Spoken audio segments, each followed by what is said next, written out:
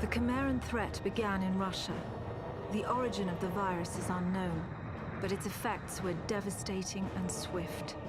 In the 1930s, reports of biological experiments began leaking out of Russia. Then reports of villages destroyed overnight. Then entire cities.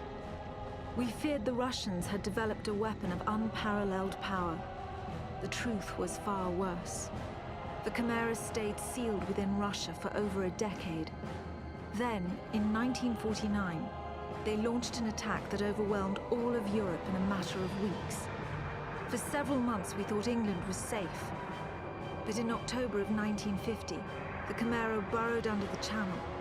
We had prepared for them, but in 3 months' time, the war was lost. We abandoned the cities to the Chimera and retreated to scattered military bases and outposts. The Chimera had won. On July the 11th, 1951, the Americans launched an assault on the eastern coast of England. On the second wave of that assault was a sergeant named Nathan Hale. The actions of that soldier have become a matter of both scrutiny and myth. What follows are the known events of his life, from July 11th to July the 14th, the day he was last seen.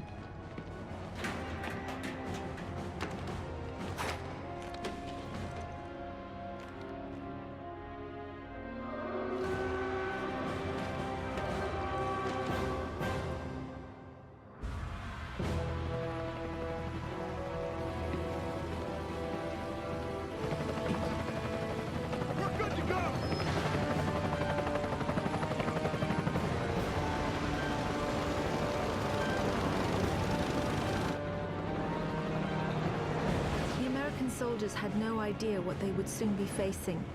The US government had sealed its borders in 1950. Radio waves and newspapers became state property.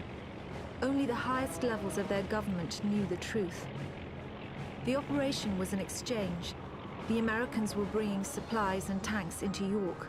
We were giving them our one secret weapon, something we could offer that they couldn't build themselves. I was the commander of the convoy team that was to meet the US soldiers. We were ambushed in Manchester on the way to the rendezvous. There was no way to warn the Americans. They were on their own in York, fighting an enemy they knew nothing about. We never learnt exactly what happened there. All we know is that Nathan Hale was the sole survivor.